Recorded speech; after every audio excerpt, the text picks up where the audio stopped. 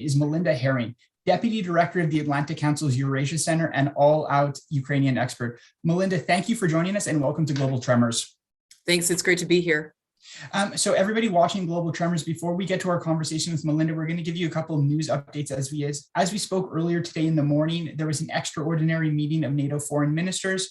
So after the presser with NATO Secretary General Jens Stoltenberg, they claim that there's evidence that Russia is using cluster bombs in its invasion.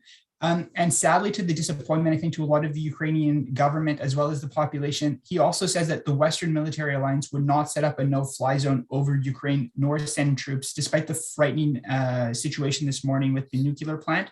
And as Melinda is based in Washington and we had the State of the Union earlier in the week, just wanted to give you an update. So the Biden administration has asked Congress for $32.5 billion in emergency spending, with about $10 billion of that designed for humanitarian and military aid for Ukraine. So Melinda, listen, you, as we got on air, you breathe, eat, sleep. You basically are Ukraine in human form. We're a day 8 into the conflict. What do you make of the current state right now? And more importantly for you, is there anything that has stood out from you, or is there anything that's a bit of a surprise? So there are a lot of surprises. I was one of the analysts who thought that Putin would go into Ukraine again. So of course, this is not Putin's first rodeo in Ukraine. He went in 2014 and 2015. He illegally annexed Crimea and the Donbass. I don't need to tell the Globesec crowd that, you guys know that. But I think it's important to say he's done it before and he's there again. So I saw 5 reasons, Roger, why he would go in. And I take no joy in being right, none whatsoever. Let me state that from the beginning. But I saw $630 billion in international reserves. So Putin could afford to do whatever he wanted, basically. I also saw international weakness everywhere. There was no leader in Europe. Merkel was gone. No one was going to scold him. Europe can't stop him. The United States is incredibly weak, and we're obsessed with COVID, climate change, and China. And we want to talk about parking the relationship. And this administration thought Putin was a big pain and didn't want to deal with him. And they conveyed that pretty clearly. And then there was also the Afghanistan problem. We looked terrible. We looked really, really weak, and Putin understood that. Putin, has a good feel for power and weakness. And he also saw weakness in Ukraine. He saw Zelensky's numbers were beginning to slide. So, he was another, I think, pretty compelling reason. Third reason, Putin wants to go down in history as a great Russian leader. And he talks about Stalin and Ivan the Great as his sort of exemplars. And you go down in Russian history as a great leader if you take big swaths of land, you regather the Russian lands. And Crimea wasn't enough alone. So this is an opportunity to fix that. I think time is not on his side. He knows that the westernizing drive in Ukraine is succeeding. 62% of Ukrainians want to join NATO, and it's only a matter of time before Ukraine fully and firmly leaves Moscow's sphere of influence. We've been in that process since 2014. I think he also is really annoyed with Vladimir Zelensky. So Zelensky came in 2019. He was new to the scene. Putin said, goody, goody, I'm going to be able to fool him. And he wasn't able to do that. So I think that was another piece of it. And then there was also increasing bellicose rhetoric coming out of the Kremlin that started about last July when Vladimir Putin wrote that long-winded historical essay. And he said, Ukraine is not a real country. Russia's historic lands sit on Ukraine. He's got a big Ukraine problem. And to paraphrase the great axiom, without Ukraine, Russia ceases to be an empire. So that's why I analytically stuck my neck out and said, it's game time. He's not messing around. So I'm not surprised he went in. I'm surprised he went in as far as he did. On day 1, there were explosions in 17 of 27 oblasts. I did not expect them to go to Ivano-Frankivsk, right? There's nothing strategically significant in Ivano-Frankivsk. I've been there. I've done a bunch of reporting there. It's in the middle of nowhere in the mountains. It's a great town, but it's not it's not it's not an obvious place to bomb. So when you read the crazy rhetoric coming out of the Kremlin, I thought he would go to the Dnieper River and then try to take a third of the country from the Dnieper over. So I was wrong about that. Sadly. And I'm also surprised by how poor the Russian game was in the first week. So, I think that the analytical community has some answering to do, as we might put it in American English. We have overestimated the capacity of the Russian military and underestimated the capacity of the Ukrainian armed forces. Now, I don't want to, start patting the Ukrainian armed forces on the back and saying that it's going to be. Look, the Russian military has many more men, many more airplanes, many more ships, but they're playing a really bad game. And there's a lot of signs that the conscripts that they sent in don't want to be there. Yes. They have food shortages, they have fuel shortages. So I think that's something to watch as well. And then I think finally, the last surprise that I see is I'm surprised at how well Europe's doing. So I think the headline for me is that Europe understands the Russian threat finally. It took you guys 15 years, but you're with us now. So it's great to have you on board.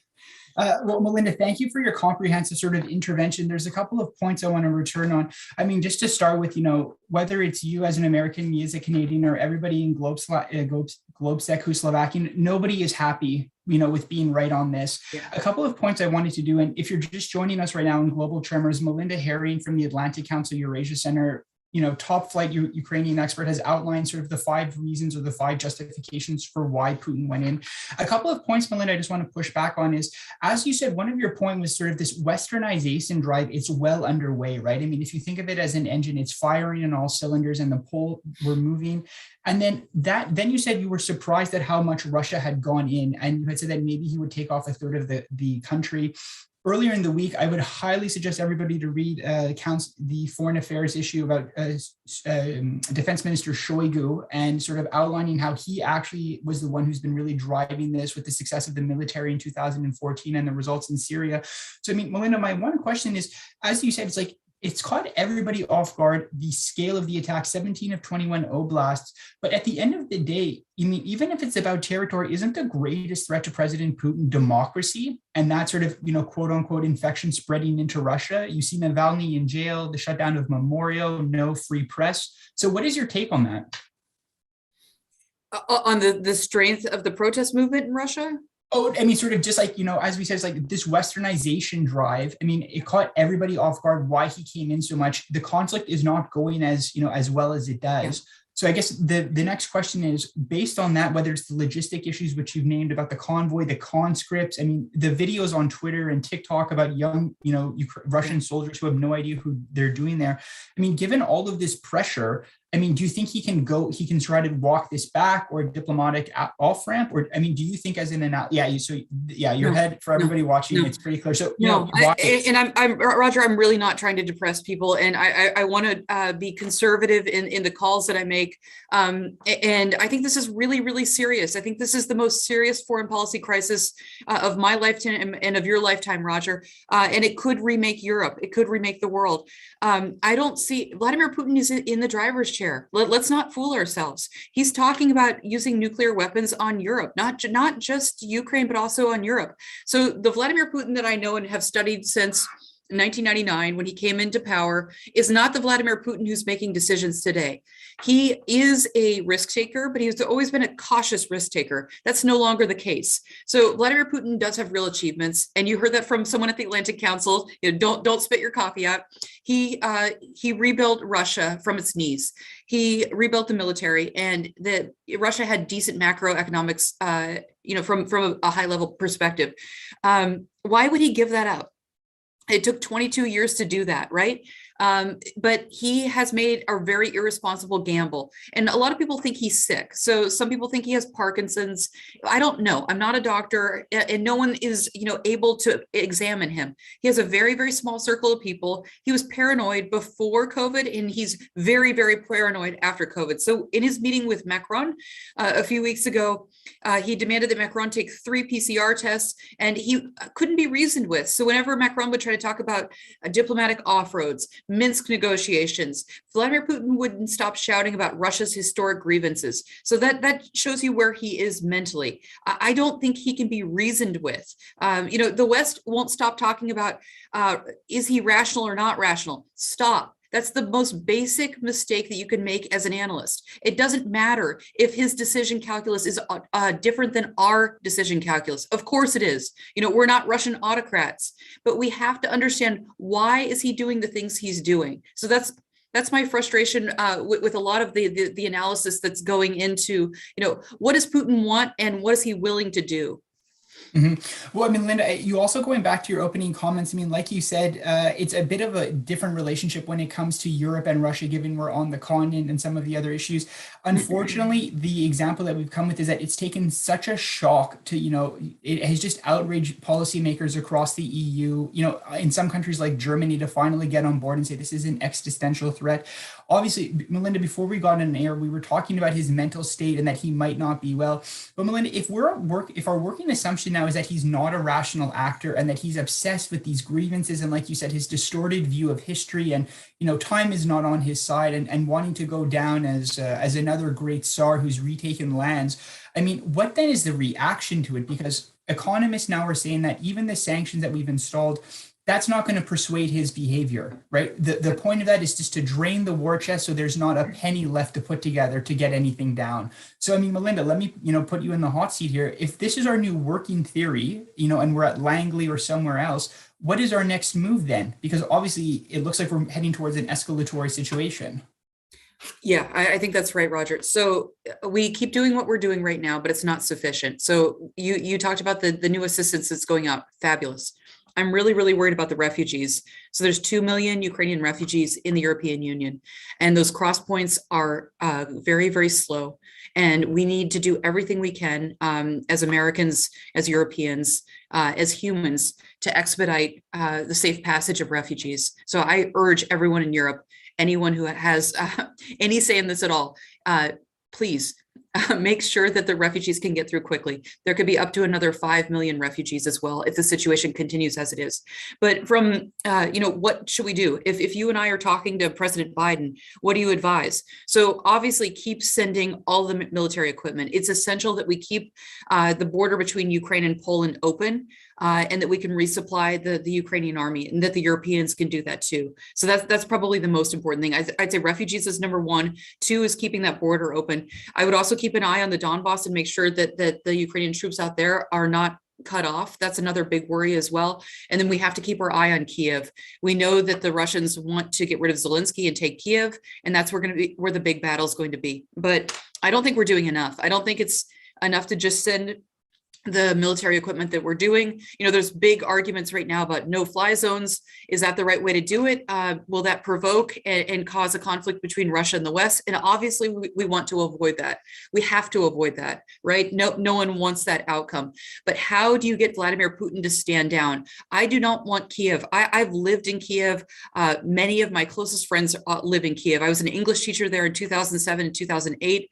I was the editor of Ukraine Alert. Ukraine is Kiev is my city, and I do not want it to look like Grozny.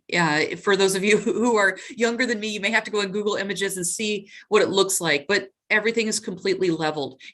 Kiev is one of the most beautiful cities in Europe, and it just really pains me to think about what it will look like after the jets come in. So what can we do? I think the Europeans need to send jets now, and I know that there are risks inherent in that. I know that you know, we don't know how the Russians will respond to it. I think that the U.S. needs to be creative. Let's go buy some MiGs. There are MiGs for sale. If you need help finding them, please call me and I will explain how to do it. But we need to be far more bold.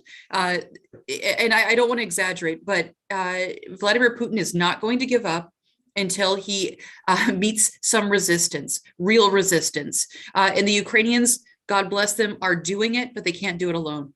Yeah. Well, again, if you're joining us on Global Tremors, we're here with Ukraine expert from the Atlantic Council, Melinda Haring. Melinda, you've really given us a lot to think about, and for all of our viewers, again, sort of Melinda has outlined the top things that we should all be looking for. So, refugees, making sure they can do it, keeping the border open between Poland and Ukraine, keeping a close eye on Donbass, and then of course, sort of seeing what's going to happen in Kiev.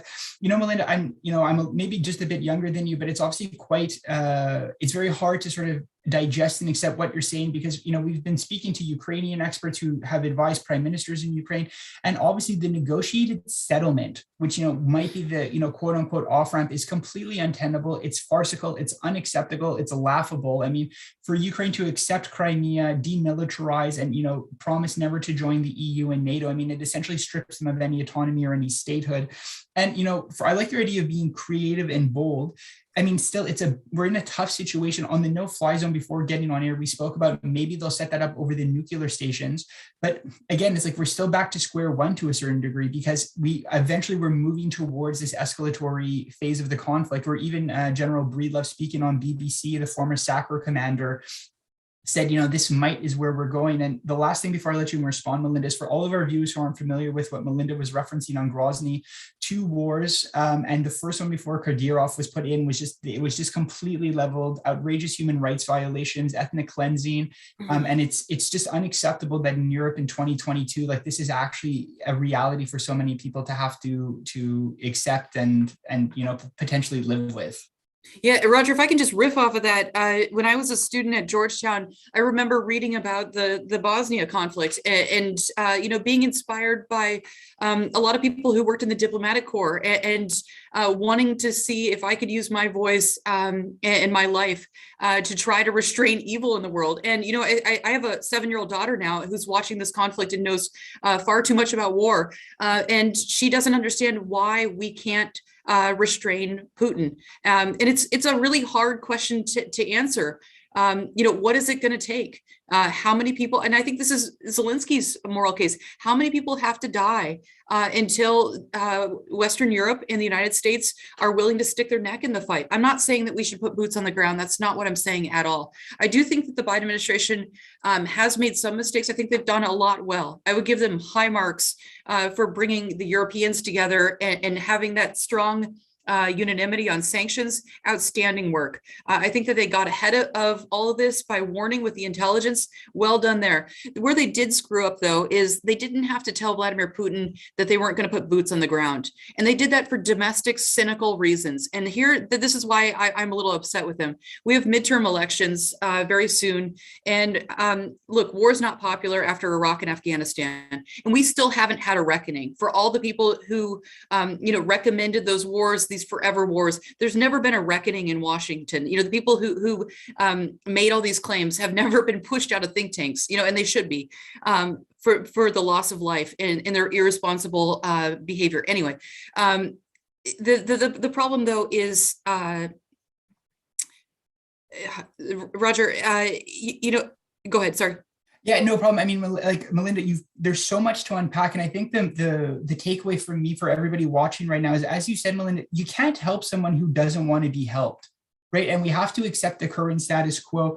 There's rumors going around that, tomorrow there might be martial law, and this is unconfirmed, if it's going to be in Moscow or across the country. And, some of the great events the Atlantic Council are doing, or some of the great reporting coming out of Politico, is to sort of that, despite all of the breaking sanctions, inflation, I mean, the list goes on about how even half of the central bank's reserves are gone. President Putin is essentially just going to up the repression of his people to compensate, for the lack of people speaking out. And I don't know who the commentator was, but essentially said that, Russia is heading towards becoming North Korea on steroids, and again, Melinda, it's an unbelievable time we're living through right now, to think that, like, we're hearkening back to a Soviet Union where the assessment of a great power is done on how much land you have, not on, how vital your population is or how educated you are. So it's good to say that you've given the Biden administration high marks. Personally, I think one of the best things that they learned from 2014, as you know, with Jake Sullivan and Blinken, is that they've really choreographed in advance the information narrative, and they've gotten away from it. And whether it's allies, the opening salvo about this sort of fake false flag operation that happened in Donetsk has really, really gone a long way. But as you said, midterms are a very fickle situation. And even when it came to the aid package, you've had some who were saying that all of the aid should be for offensive weapons, not just for defensive. So, still a lot of work to do. But what's your take on sort of where we go then from that? Sorry, I didn't finish my thought on Biden. So I would just say I don't understand why we telegraphed to the Russians that we would not put boots on the ground. If you're in a conflict, so the West has a weak hand to play, Roger, and we need to stop pretending it's otherwise. We have a very weak hand to play, and we need to be smart and wise and not give points away unnecessarily. So the Biden team didn't have to say we're not putting boots on the ground. They could have maintained some strategic ambiguity. The cat's out of the bag. It's too late. Fine. But they are doing a good job, like you said, with information. That we are not. I'm an American, so I'm going to talk as an American. We, the Americans, are not doing a good job communicating to the Russian people. And this is where we need to step up, and we need to have a real heart-to-heart about this. It's time, my fellow Americans, to put some real money behind a Russian language television station. The current programming that we're doing is not working. I was just told that the BBC Russian language service, the numbers have skyrocketed because Russians want to know what's going on. If you watch Russian state TV, you have no idea. The Russian state TV did not talk about the attack on the nuke site in Ukraine overnight. So it's time, and this is not a 3-year project. My government loves to do 3-year projects. No USAID. This is a 20-year project. This is a 30-year project, and USAID should not be in charge of it. Bureaucrats should not be in charge of it. This is a bold idea. A Russian language television station that would be put in Europe and that would talk to. It would be done with former Russian TV producers. There's many of them who would like to participate in this and talk to the Russian people directly. And I think that the U.S. has also made mistakes in some of the messaging. They put some really immature stuff on social media. They put up this image and they took it down to their credit, but stop doing this. We need to be sensitive. We are not against the Russian people. We love Russia. We love the Russian people. We have a problem with Putin. That's it. Well, Melinda, I couldn't agree with you more. I mean, I think when it comes to the messaging, as you said, like our beef or our issue isn't with the Russian culture, which is beautiful from literature and music and across the board. It's actually with the government and Silvaliki and those making the decision. It's funny that you mentioned, I mean, we had somebody just on before you who fled from Kiev, who's now somewhere around Munich, and talked about the value of art and culture. But I mean, this really harks back to sort of the days of Radio Free Europe, in Munich, placing out. I mean, if I just push back a little bit, Melinda, I mean, obviously right now, almost all of the independent television and all of the independent media in Russia is being shut down. And like you said, I mean, a 20 or 30-year project, I think it's a very bold idea to get it off the ground. But I mean, right now, talking to the Russian people is exceptionally different. You've heard some workarounds like on Google where people are looking at restaurants and then people are actually writing in the comment section, like what is going on. But like you said, I mean, it's a one-way track where something like 85 or 90% of Russians receive their news from state television. And, as everything is going to plan, they officially acknowledge the number of dead Russian troops at whatever it was, 400, 500. When in reality, the number is in the 6,000. So I couldn't agree with you more, getting communication to the Russian people. But I mean, I think that's something that President Putin and his team knows and are actively looking to deflect that and, have no opening on it. There's absolutely openings, and we need to be smart and wise. There's some really obvious openings, and the United States is not doing them. We need to cut advertising. There's some other things that I don't want to say publicly right now, but the US government should be all over this. We can shut down the power of Russian television overnight with a couple of simple legal things, very easy things to do. We have to be able to talk to the Russian people, and we have to keep YouTube free. YouTube, thank God for cat videos. Vladimir Milov, the Russian oppositionist, did a panel with us a few weeks ago, and he said, if it were not for cat videos, YouTube would have been shut down. So ordinary Russians want to watch funny memes. And the Russian opposition uses YouTube for political reasons. So if ordinary Russians weren't using YouTube, it would be done and gone. But we have to keep pressure on the tech companies to keep YouTube free and up, because that's one of the most important ways that people get independent media. There's also VPNs and workarounds, and Russians are so smart and good with technology. But I think that look, there's technical fixes to all this. We need a 24-hour Russian language station that is run by top professionals who've made great TV in Russia, in Europe right now. RFERL, I love them. They do great work. They need more help. And we should double their budget. Yeah, I mean, there it is for the next one. So if you're just joining us on Global Tremors, we're talking with Ukraine expert from the Atlantic Council, Melinda Haring, who's really outlined some bold ideas for communicating with the Russian people. And if I understand you correctly, Melinda, has identified that as one of the weaknesses that needs to go in concert with what the Biden administration is going. Melinda, we're approaching sort of the last 5 minutes extra time here, as we say in Europe when it comes to European football. Melinda, what is the next thing that people here in Europe or in the United States, what should we be looking at in the future? You know, we've had some people say to take it hour by hour, some week by week, but I mean, if there was one thing you wanted everybody here to be concentrating on, what would that piece of advice be? I want you guys to get your wallets out. That's the best thing that we can do today. So this weekend, we're trying to raise $50,000, Roger, for RAZOM, R-A-Z-O-M, together, and they have an emergency fund. And we're trying, so tourniquets are needed, medical supplies are needed, medicines are in short supply. So the best thing that you can do, I mean, we're all foreign policy professionals, but we're all humans, and give as much as you can. That's the best thing that you can do today to help Ukraine. The second best thing you can do is continue to advocate to your governments to do more, to continue to send weapons and to help refugees. And start talking to ordinary people. I've been touched. I live on an ordinary street in the DC suburbs. Everyone on my street wants to give. They're all watching the news. 70% of Americans care about this situation and are following it. And for us, I can't speak as a European. I can only speak as an American, but it's pretty obvious why. We didn't want to bend our knee to the king. And the Ukrainians also don't want to bend their knee to the Russian Tsar. So I think this is a message that's universal and it speaks to our hearts. And we need to get more people, just ordinary people, helping and talking about this. And that can put pressure on our decision makers in the capitals as well. Yeah. Well, Melinda, I mean, the one thing that really stands out also is, like you said, is, I mean, being here in Europe, I mean, the fever to support Ukraine has been nothing short of contagious, you know, from any, you know, some of my friends who are not necessarily, you know, political watchers, or to other people. I'm between Vienna and Bratislava, and obviously a country like Austria sort of has, as we say, like Putin verstehe or Russland verstehe, like sort of sympathetic feelings to it.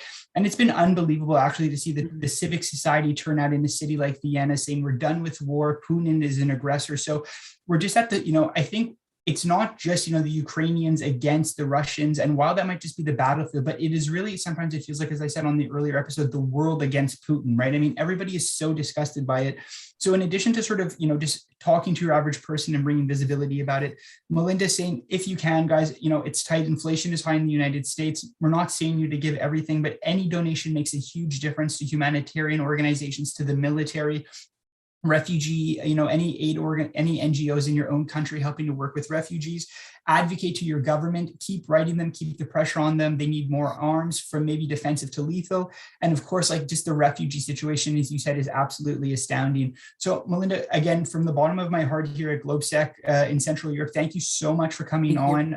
You know, it's been wonderful to get your take and your bold ideas for the communication. And, you know, hopefully in the future, we'll be talking to you maybe under brighter circumstances. But again, everybody out there, Slava Ukraina, you know, stand with Ukraine, don't give up. And Melinda, again, thank you so much for your time today. Thank you, Roger. Hey, Roger, I have one last idea for people. Absolutely.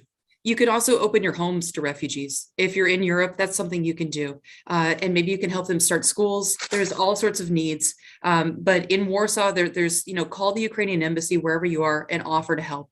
There's massive needs just to collect toothbrushes and non-perishable items. So that's something very practical we can all do. Thank you so much. Thank you again, Melinda. And then just for everybody out there, I mean, even GlobeSec, we're working to help and relocate refugees here in Slovakia. Poland has really had an unbelievable reaction to it, and all of the other countries, Romania. So again, Melinda, hopefully we'll be talking under better circumstances, and together, as they say, truth defends all. So have a nice weekend, everybody, under these dark circumstances. Goodbye. Thank you.